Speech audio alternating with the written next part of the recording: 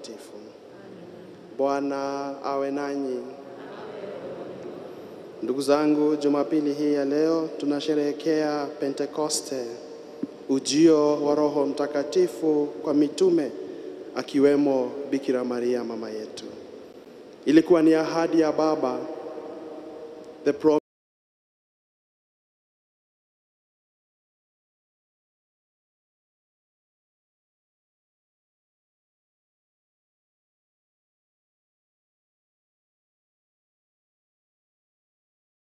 Hatupo peke yetu, tunaye Roho Mtakatifu anayetuongoza. Tujute dhambi zetu, tupate kujiweka tayari kumtolea Mungu sadaka takatifu.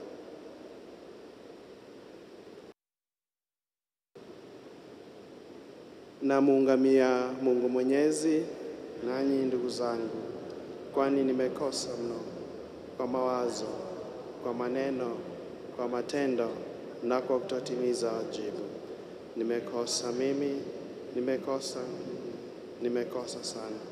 Ndio maana namuomba Maria Bikira daima, malaika na watakatifu wote, nanyi ndugu zangu, kwa Bwana Mungu Mwenyezi atuhurumie, atusamehe dhambi zetu, atufikishe kwenye uzima wa milele. Utuhurumie, e Bwana, e Bwana, e Bwana, tuhurumie, e Bwana, e Bwana, e Bwana. Bwana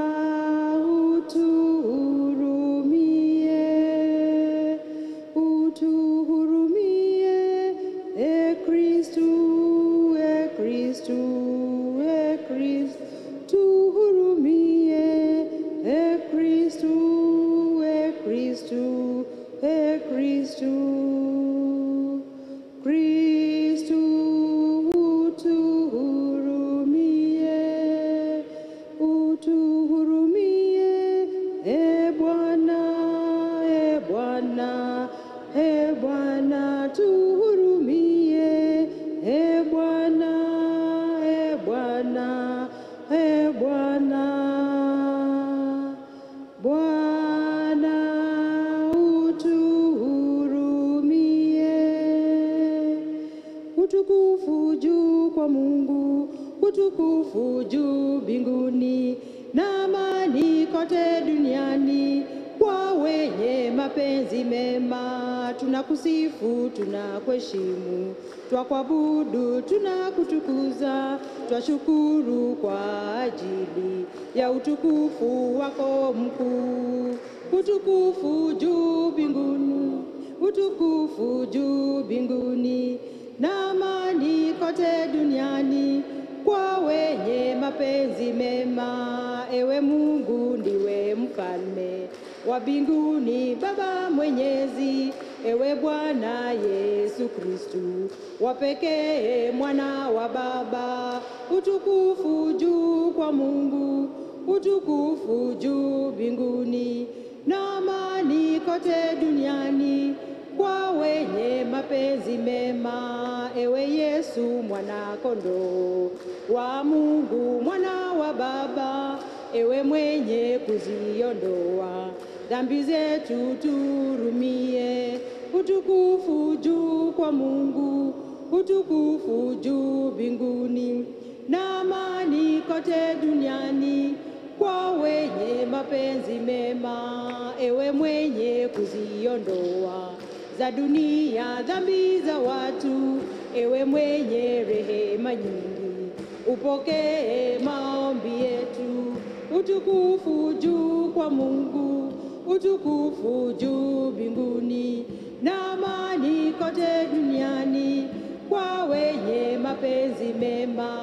Uketie kuume kwake Mungu Baba, tuhurumie, kwa kuwa ndiwe uliye peke yako mtakatifu. Utukufu juu kwa Mungu, utukufu juu mbinguni, na amani kote duniani kwa wenye mapenzi mema. Peke yako ni wewe Bwana, peke peke yako Bwana mkuu, peke yako ni mkombozi, peke yako Yesu Kristu. Utukufu juu kwa Mungu, utukufu juu mbinguni, na amani kote duniani kwa wenye mapenzi mema. Naye Roho Mtakatifu katika utukufu wake, Mungu mmoja anayeishi na kutawala milele yote. Utukufu juu kwa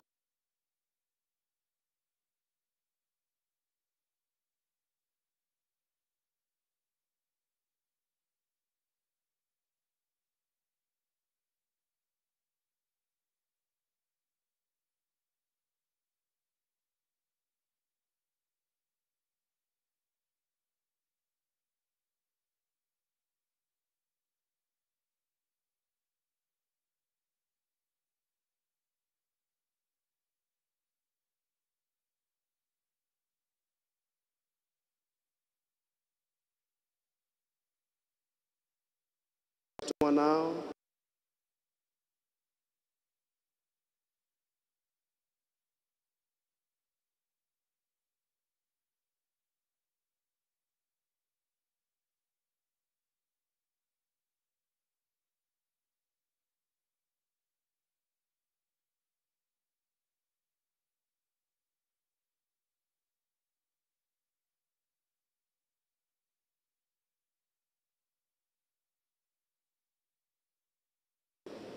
Siku ya Pentekoste ilipowadia, wote waliokuwapo mahali pamoja, mara uvumi ulitoka mbinguni kama upepo mkali, ukaijaza nyumba yote walimokaa. Na ndimi kama za moto zikawatokea, zikagawanyika na kutua kwa kila mmoja wao. Wote wakajazwa Roho Mtakatifu na wakaanza kusema lugha nyingine kama Roho Mtakatifu alivyowajalia kunena. Huko Yerusalemu walikaa Wayahudi, watu wacha Mungu wa kila taifa liloko chini ya mbingu. Basi uvumi huu ulipotukia, wengi walikutana, wakashikwa na mshangao, kwa sababu kila mmoja wao aliwasikia wanasema lugha yake mwenyewe. Wote walishtuka na kwa mshangao waliuliza, hao wote wanasema si wa Galilaya? Kwa namna gani kila mmoja wetu anasikia lugha aliyozaliwa nayo? Sisi Wapathi, Wamedia, Wailami, nasi tukao Mesopotamia, Yudea na Kapadokia, Ponto na Asia, Firigia na Pamfilia, Misri na wilaya za Libya kuelekea Kirene, pia wengine waliotoka Roma, Wayahudi na waogofu, Wakrete na Waarabu. Sote tunawasikia wakisema kwa lugha zetu matendo makuu ya Mungu. Neno la Bwana. Saburi ya kutizana. Bwana, umtume Roho wako na ufanye upya uso wa nchi.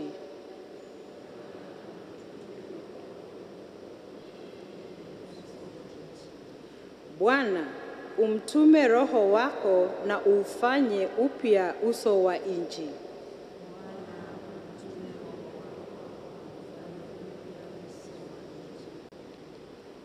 Umsifu Bwana, nafsi yangu. Bwana, Mungu wangu, mkuu sana. Bwana, jinsi gani zilivyo nyingi kazi zako, dunia imejaa viumbe vyako. Bwana, umtume Roho wako na ufanye upya uso wa nchi.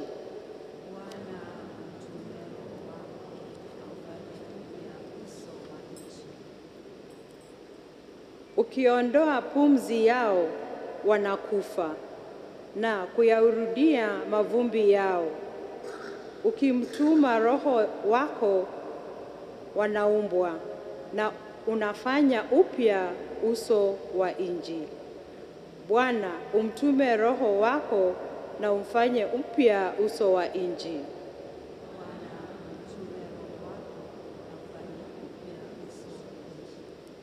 Utukufu wa Bwana na udumu milele. Bwana, na ufurahie kazi zake.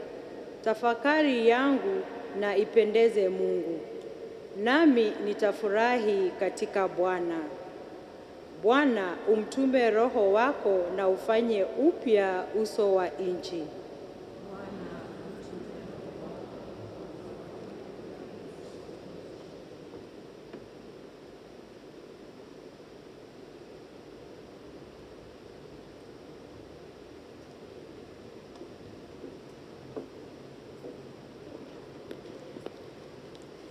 Somo katika barua ya Mtakatifu Paulo kwa Warumi. Ndugu zangu, wote walio wafuasi wa mwili hawawezi kumpendeza Mungu. Nyinyi lakini si wafuasi wa mwili, bali wa Roho, ikiwa Roho wa Mungu amekaa kweli ndani yenu. Kama mtu hana Roho wa Kristo, basi si mtu wake.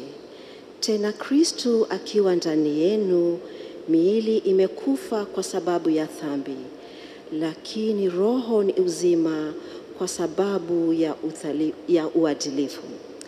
Lakini roho yake yeye aliyemfufua Yesu katika wafu alikaa ndani yenu. Basi yeye aliyemfufua Kristo Yesu katika wafu aliitoa pia miili yenu katika hali ya kufa na kuitilia uzima kwa nguvu ya Roho anayekaa ndani yenu. Basi ndugu, tuna wajibu wetu, lakini si kwa mwili tuishi kama mwili unavyotamani. Maana mkiishi kama mwili unavyotamani, mtakufa. Bali mkiafisha mazoea maovu ya mwili kwa nguvu ya Roho, mtaishi. Kwani wote wanaoongozwa na Roho wa Mungu ni wana wa Mungu. Kwa maana hamkupata roho ya utumwa muogope tena, bali mmepokea Roho anayewafanya kuwa wana wa Mungu na kuita Aba, Baba. Roho mwenyewe hushuhudia roho zetu ya kuwa sisi ni watoto wa Mungu. Basi tukiwa wana, tu warithi pia, yaani warithi wa Mungu, wanaorithi pamoja na Kristo, tukiwa tunavumilia mateso pamoja na Kristo, tupate kutukuzwa pamoja naye. Neno la Bwana. Sekwensa.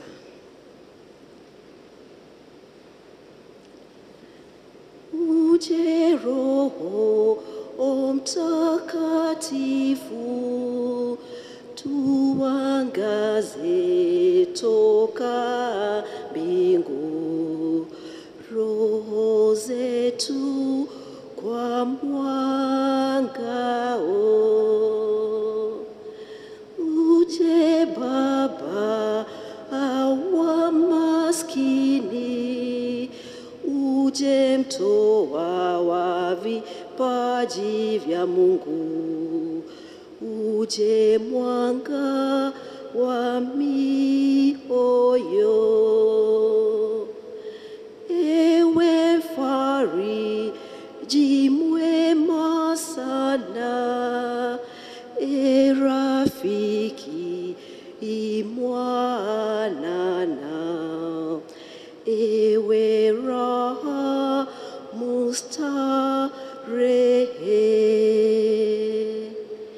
kwa kazi upumziko, kwenye joto burudisha,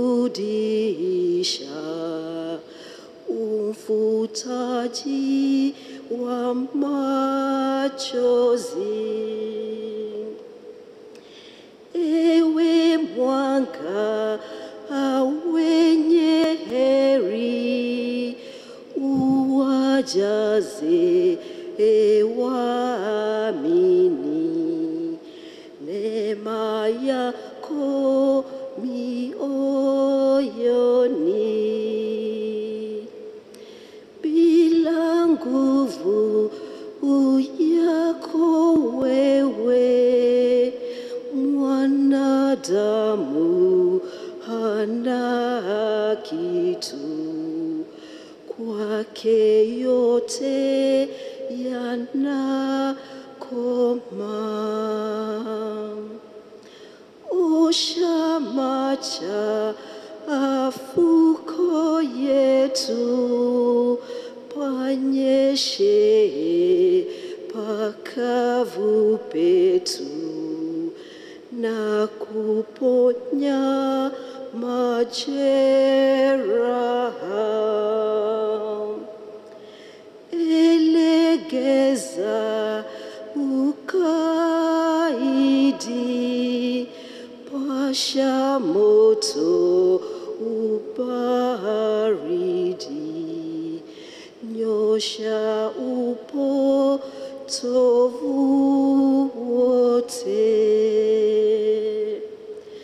Wape waamini wako wenye tumaini kwako, paji zako zote saba.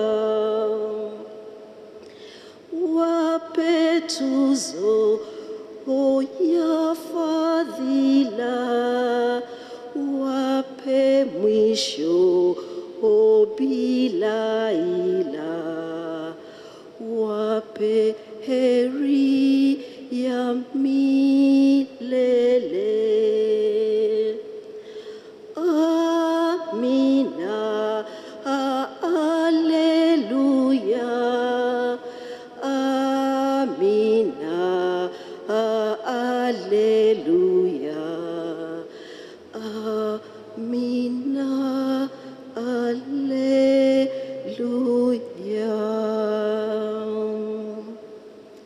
Shangilio ya Injili.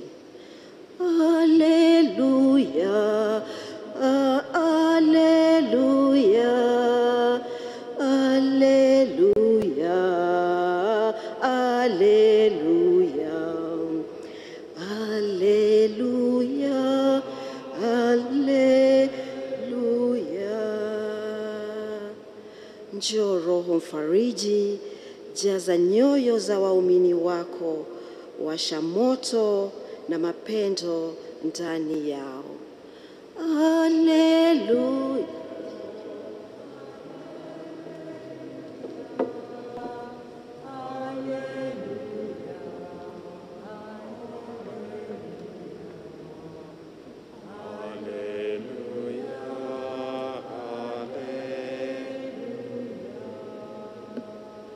Bwana awe nanyi.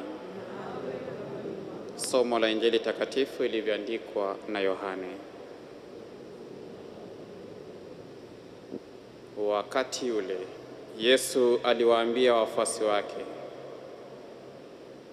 mkinipenda mtashika amri zangu, nami nitamwomba Baba, naye atawapa msaidizi mwingine, ili awepo kwenu hata milele. Mtu akinipenda atashika neno langu, na Baba yangu atampenda, nasi tutakuja kwake na kufanya makao kwake. Asiyenipenda hayashiki maneno yangu, na neno mnalolisikia si langu, bali ni la Baba aliyenituma. Hayo nimewaambia nilipokaa kwenu.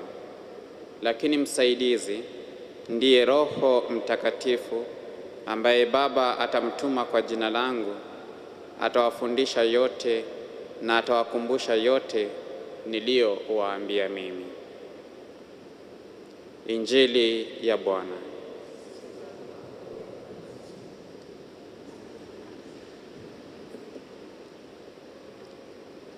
Sikukuu ya Pentekoste ndiyo tunayoadhimisha siku ya leo, tukikumbuka na kujifunza umuhimu wa Roho Mtakatifu katika maisha yetu. Ya kwamba mwanzo kabisa, jinsi tulivyoumbwa, kila mtu anao uzuri ndani yake, na uzuri huu wapaswa kujitokeza jinsi ambavyo tunahusiana na wenzetu, jinsi ambavyo tunaishi maisha ya Kikristo. Ni hapo tu ndipo tutaonyesha uzuri ambao upo ndani ya kila mmoja wetu, na kila Mkristo ameitwa kuishi uzuri huu, kwa maana hilo ndilo nia ambalo Mungu alikuwa nayo, ya kwamba sote tuweze kutoa uzuri ndani yetu, hasa tukielekeza maisha ambayo tunaweza kuyaishi na tukuhusiana na watu wengine, waone uzuri, washuhudie uzuri, wafurahie uzuri unaotoka ndani yetu.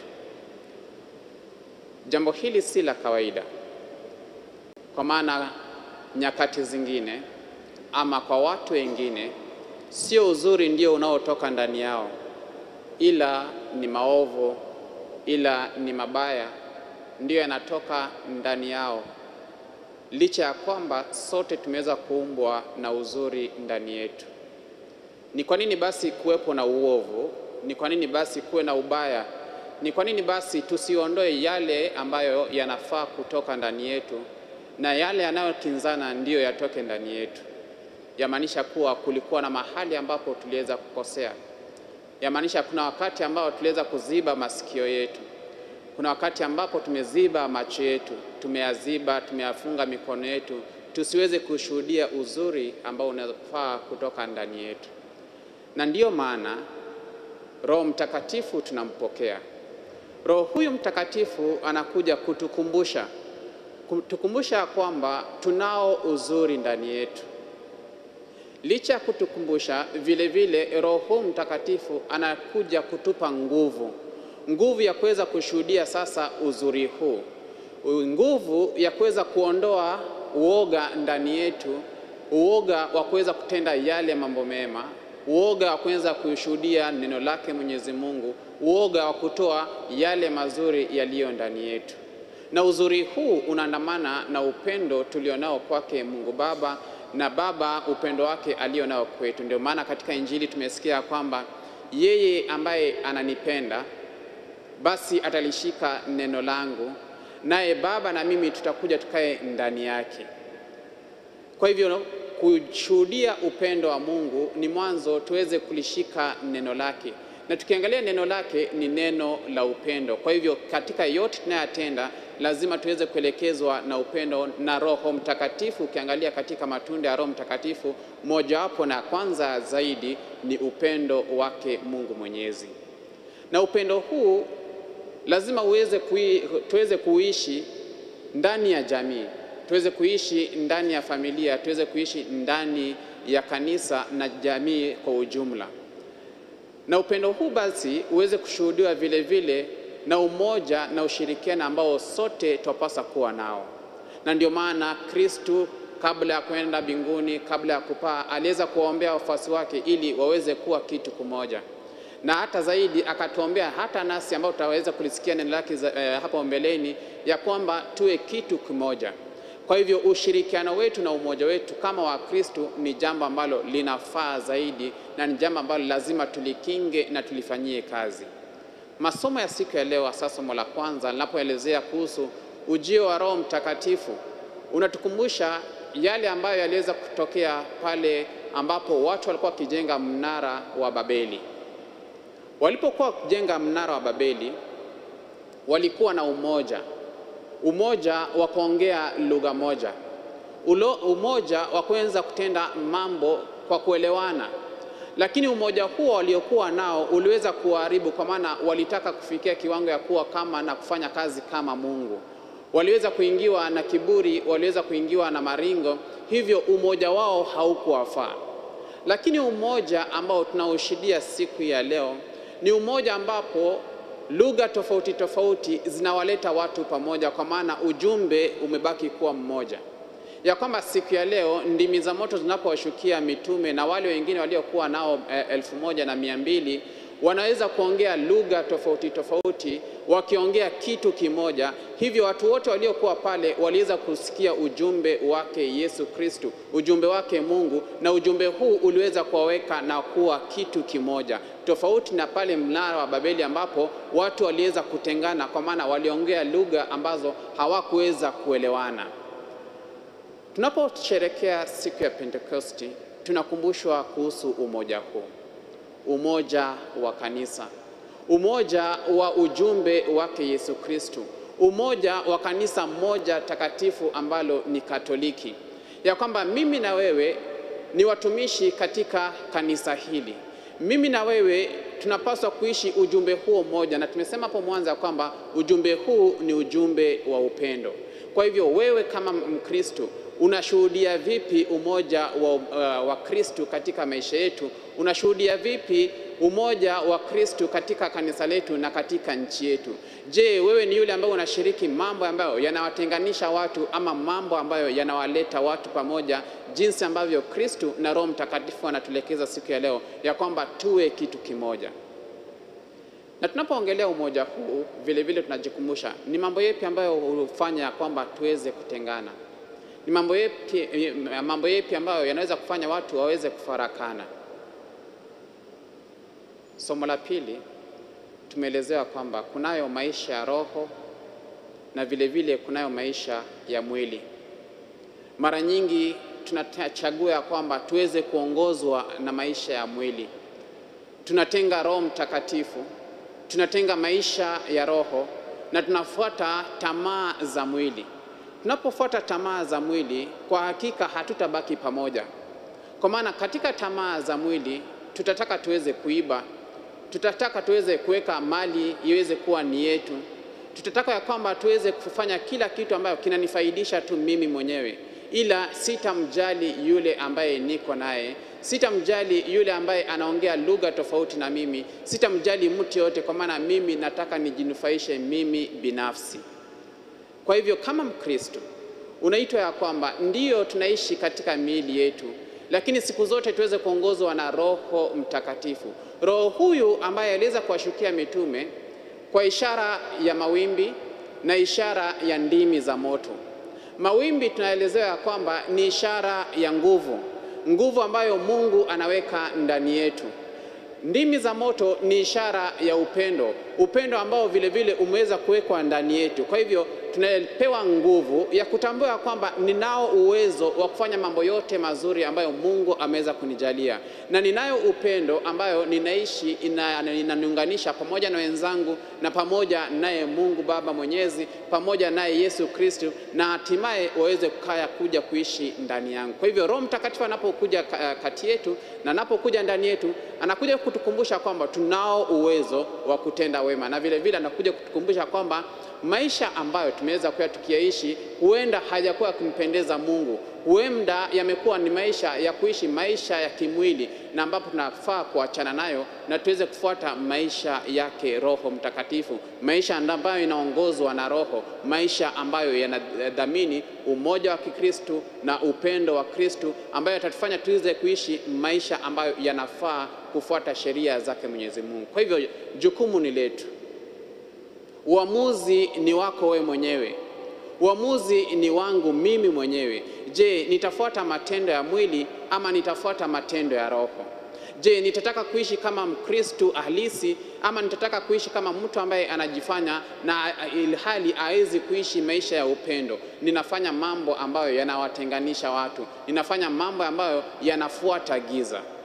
Mshumaa huu utakapoondolewa siku baada ya siku ya leo, inamaanisha kwamba nguvu iliyokuwa inatoka hapa, mwanga uliokuwa unatoka hapa tuliokuwa tukiutazama, tayari imeweza kuingia ndani yetu, na pamoja na mitume tunaweza kutumwa naye Yesu Kristo ya katika dunia mkawabatize watu. Enendeni katika dunia mkawaelezee matendo yake Yesu Kristo. Enendeni katika dunia muweze kushuhudia maisha ambayo Kristo amekuwa akiishi. Tunapoondoka siku ya leo, tunapofunga msimu huu wa Pasaka, je, umeweza kuwa na mwanga wa kutosha ndani yako unapoendelea sasa kuingia katika jamii, unapoendelea sasa kuingia katika biashara, katika siasa? Watu watakuwa wakiona mwanga huu, ama mwanga huu umeshauzima. Watu watakuwa naona ishara za matendo yake Mwenyezi Mungu, ama matendo hayo hayako ndani yako. Watu wataona sheria ya Mwenyezi Mungu, ama ni sheria ambazo wewe mwenyewe umejiwekea na ambayo yanafuata tu wewe kujinufaisha mwenyewe. Roho Mtakatifu amekuja kutuelezea kwamba tunao uwezo wa kutenda wema, tunao uwezo wa kufufua uzuri ulio ndani yetu. Tumsifu Yesu Kristo.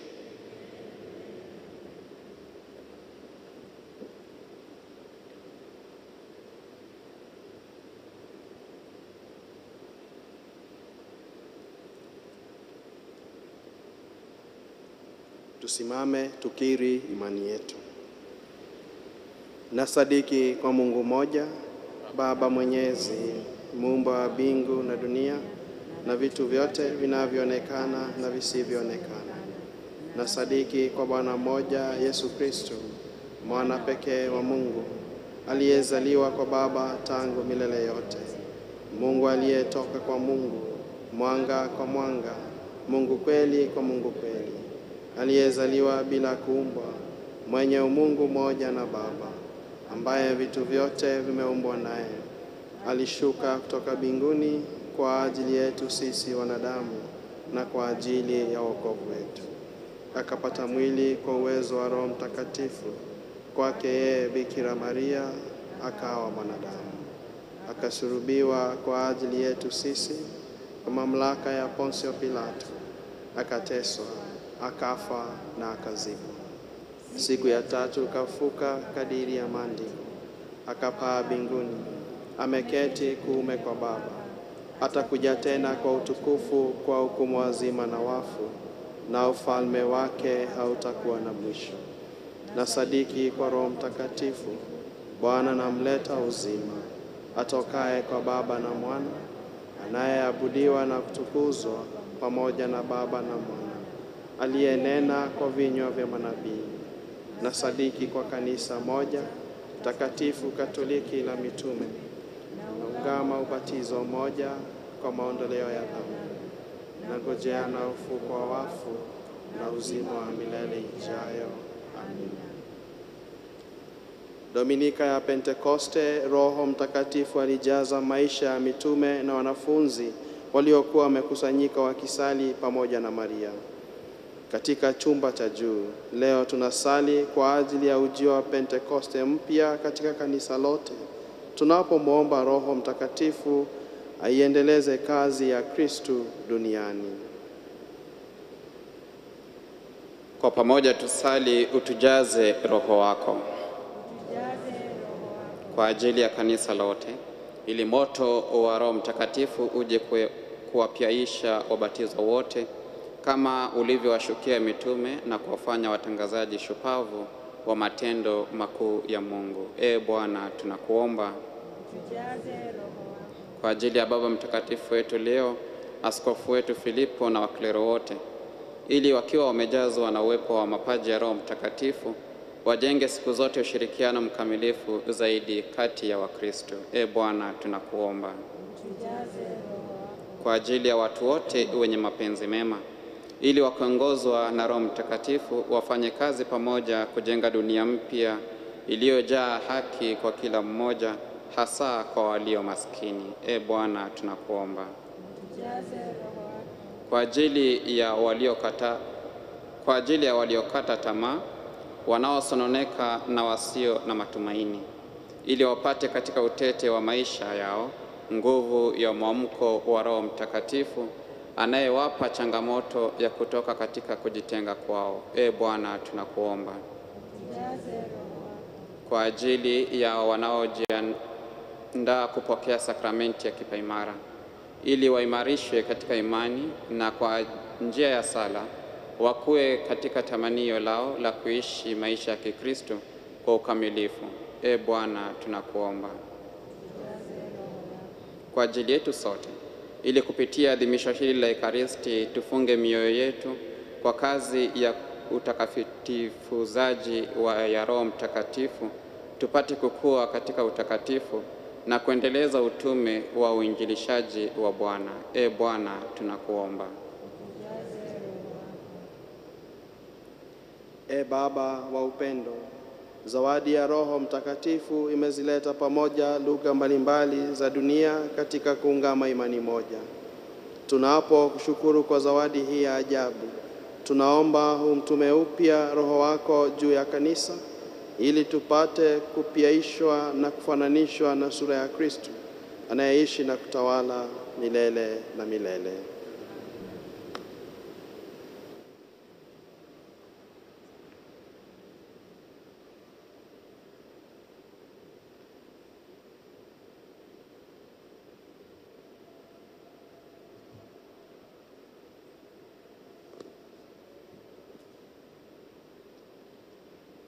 Hymn on page 203, hymn 350.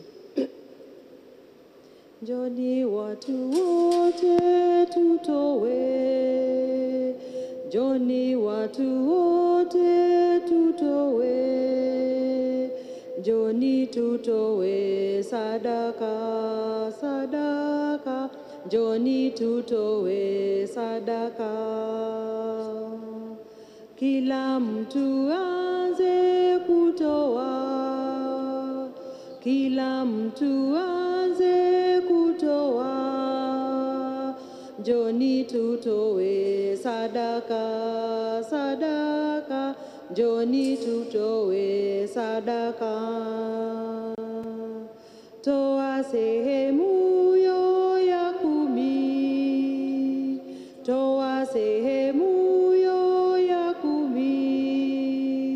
njoni tutowe sadaka, sadaka, njoni tutowe sadaka. Asante yako urudishe, asante yako urudishe, njoni tutowe sadaka, sadaka, njoni tutowe sadaka. Salini ndugu, ili sadaka yangu na yenu ikubalike kwa Mungu Baba Mwenyezi. Bwana, pokea sadaka mikononi mwako kwa sifa na utukufu kwa jina lake, pia furaha yetu sisi na kanisa lake la utakatifu. E Bwana, tunakuomba utujalie, ili kama alivyoahidi mwanao Roho Mtakatifu atufunulie zaidi siri ya sadaka hii, na kwa huruma yake atufumbulie kweli yote, kwa njia ya Kristo Bwana wetu. Bwana awe nanyi. Inueni mioyo. Tumshukuru Bwana Mungu wetu. Kweli ni vema na haki, tendo la kufaa na la kuleta wokovu. Tukushukuru wewe daima na popote, e Bwana Baba uliye mtakatifu, Mungu mwenyezi wa milele. Leo umetimiza fumbo la Pasaka na kuwajalia Roho Mtakatifu wale uliowafanya kuwa wanao, wa kuwaunganisha na mwanao pekee. Hapo mwanzo wa kanisa, huyo Roho Mtakatifu aliwafundisha mataifa yote kumjua Mungu, akaziunganisha lugha mbalimbali za watu katika kuungama imani moja. Kwa sababu hiyo, katika upeo wa furaha ya Kipasaka, ulimwengu mzima unashangilia, lakini pia nguvu za mbinguni na majeshi ya malaika wanaimba utenzi wa utukufu wako, wakisema bila mwisho: Takatifu, takatifu, takatifu, Bwana Mungu wa majeshi. Mbingu na dunia zimejaa utukufu wako. Hosana juu mbinguni. Barikiwa ajaye kwa jina la Bwana. Hosana juu.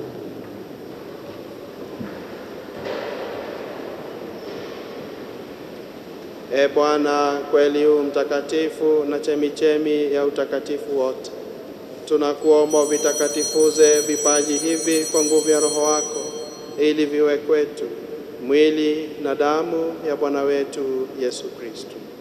Yeye alipotolewa na kuingia kwa hiari katika mateso yake, alitoa mkate, akashukuru, akaumega na akawapa wafuasi wake akisema, "Twaeni mle nyote, huu ndio mwili wangu utakaotolewa kwa ajili yenu."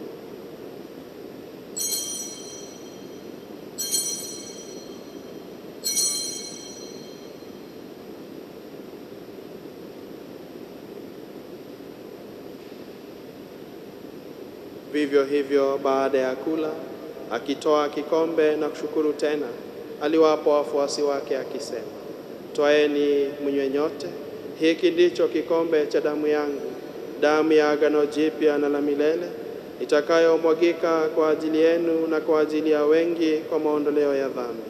Fanyeni hivi kwa ukumbusho wangu."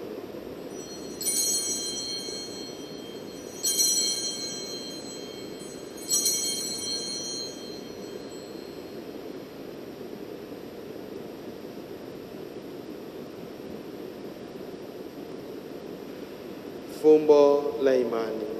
E Bwana, tunatangaza kifo chako na kutukuza ufufuko wako mpaka utakapokuja. Kwa hiyo, e Bwana, tunapoadhimisha ukumbusho wa kifo na ufufuko wake mwanao, tunakutolea mkate wa uzima na kikombe cha wokovu. Tunakushukuru kwa kuwa umetustahilisha kusimama mbele yako na kutumikia. Pia tunakusihi kwa unyenyekevu, ili kwa kushiriki mwili na damu ya Kristo tukusanywe na Roho Mtakatifu tupate kuwa jamaa moja. E Bwana, ulikumbuka kanisa lako lililoenea popote duniani. Ulikamilisha katika mapendo pamoja na Baba Mtakatifu wetu Leo na askofu wetu Filipo, maaskofu wake wasaidizi Daudi na Simoni Petro na waklero wote.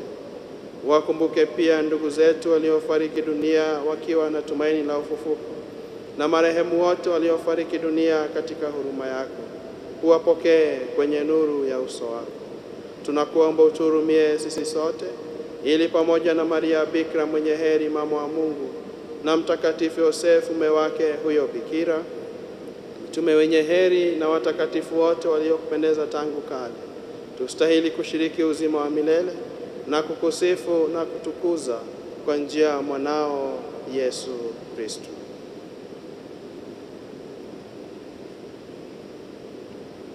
Kwa njia yake na pamoja naye na ndani yake, wewe Mungu Baba Mwenyezi, katika umoja wa Roho Mtakatifu, unapata heshima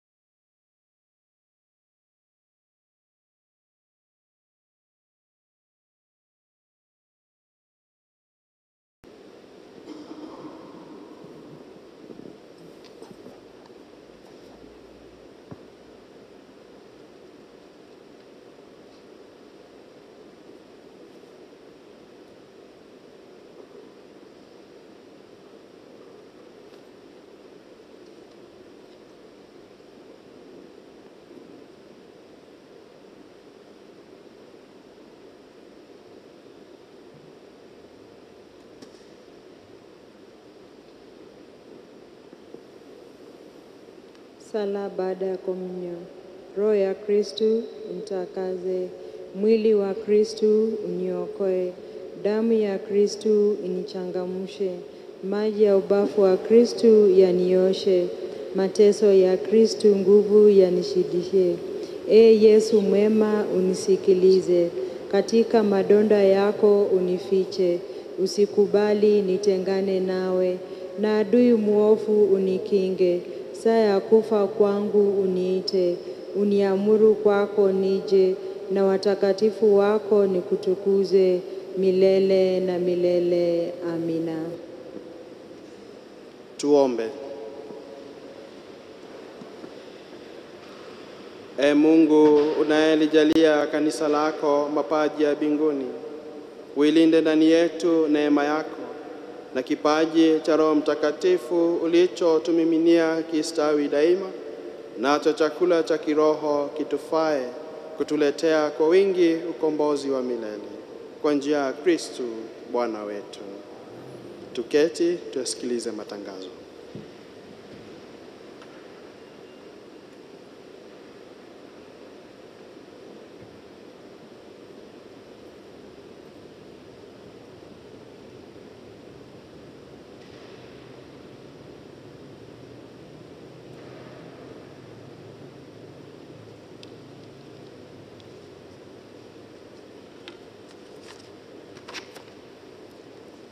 Tumsifu Yesu Kristu. Mahujaji wa matumaini pamoja katika sala. Leo ikiwa ni Dominika ya Pentekoste, tarehe 8 mwezi wa 6, na haya ndiyo matangazo yetu. Leo ni Dominika ya Pentekoste. Tunahimiza kutafakari karamu na matunda ya Roho Mtakatifu. Mungu atutakase katika ukweli na upendo wake. Kilele ya siku ya leo itakuwa misa yetu ya saa 5:30 itakayoongozwa na Mhashamu Philip Anyolo, askofu mkuu wa jimbo la Nairobi. Watoto wetu wa PMC watapokea sakramenti ya kipaimara. Pia tutakuwa na commissioning ya wanachama wapya wa kundi la wanaume Katoliki, yani CMA. Leo ni Jumapili yetu ya kutoa zaka au fungu la 10. Bahasha za zaka zipo kwenye viti vyetu na kwenye pigeon boxes. Pia unaweza kutoa zaka yako kupitia njia ya M-Pesa, paybill number 527500 527500.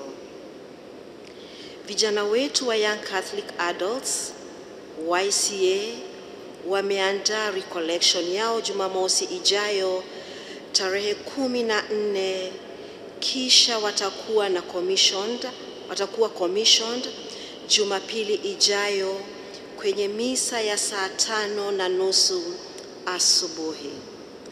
Jumapili ijayo tutatembelewa na wageni kutoka shirika la Conventual Franciscan Friars kutoka Subukia National Shrine.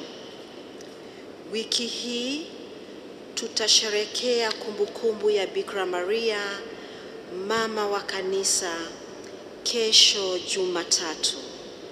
Kumbukumbu ya Mtakatifu Barnabas mtume siku ya Jumatano, na kumbukumbu ya Mtakatifu Anthony wa Padua siku ya Ijumaa.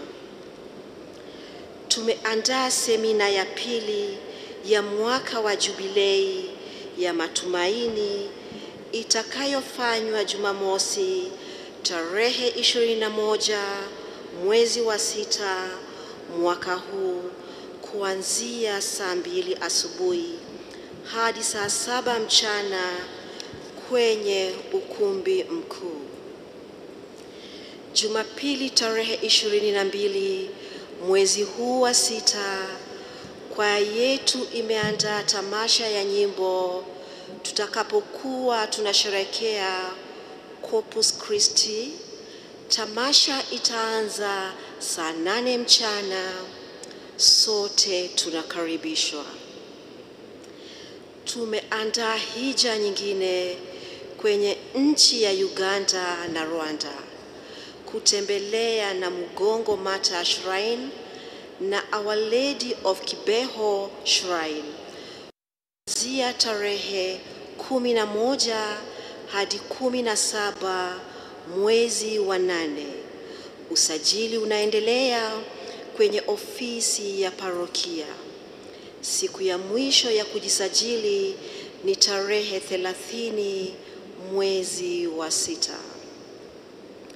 Ubatizo wa watoto wachanga huwa ni kila Jumamosi ya mwisho ya mwezi, ukitanguliwa na mafundisho kwa wazazi na wasimamizi. Ili kujiandikisha, tembelea ofisi ya parokia. Tunasajili darasa jipya la katekisimu la watu wazima. Ili kujiandikisha, tembelea ofisi ya parokia. Basilica Self-Help Group iko na nafasi ya kazi kama ifuatavyo: Internal Auditor na Operations Manager. Kwa maelezo zaidi, tembelea ubao wa matangazo. Kabla ya matangazo ya mwisho, ningelipenda kuwashukuru nyote wa Kristo kwa ushirikiano wenu mwema. Pia ningelipenda kuwashukuru Padri, Deacon na all of you. Muwe na siku njema. Sasa tunawaalika wa Kristo ambao wametoa fungu lao la 10 ama zaka yao ya mwezi huu wajongee hapa mbele kupokea baraka kutoka kwa padri wetu. Pilgrims of Hope, together in prayer.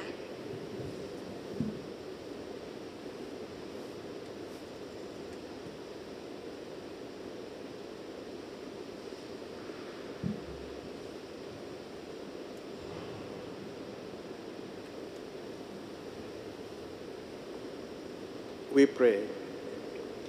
Almighty and gracious God, we pray for your blessings today upon these your servants. As they come to give their tithes and offering, we ask that you bless them in return. Cause the windows of heaven to open and pour out showers of blessings as you promised. Bless their jobs and businesses with prosperity, so that they may keep earning money to support not only their families, but your kingdom's work. O God, we know that you promised to bless us financially, so that we can bless others too. So fulfill your word in their lives today.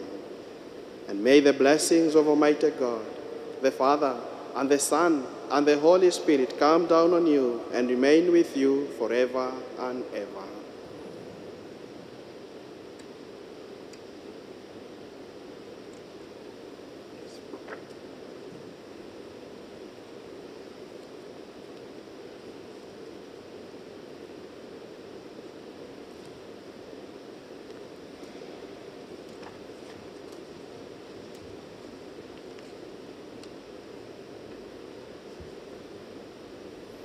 Bwana awe nanyi.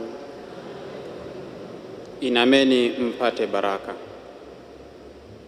Mungu Baba wa mianga, aliyependa kuziangaza akili za wanafunzi kwa kuwamiminia Roho Mtakatifu mfariji, awajalieni kuifurahia baraka yake na kujaa daima mapaji ya huyo Roho.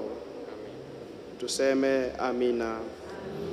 Moto ule wa ajabu ulioonekana juu ya wanafunzi uitakase mioyo yenu na kila uovu na kuifanya iangaze kwa kuimiminia nuru yake.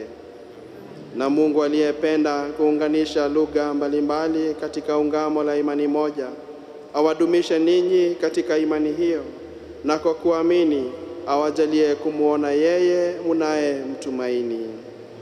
Na baraka yake Mungu Mwenyezi, Baba na Mwana na Roho Mtakatifu iwashukie na kukaa nanyi daima na milele. Nendeni na amani. Haleluya, haleluya.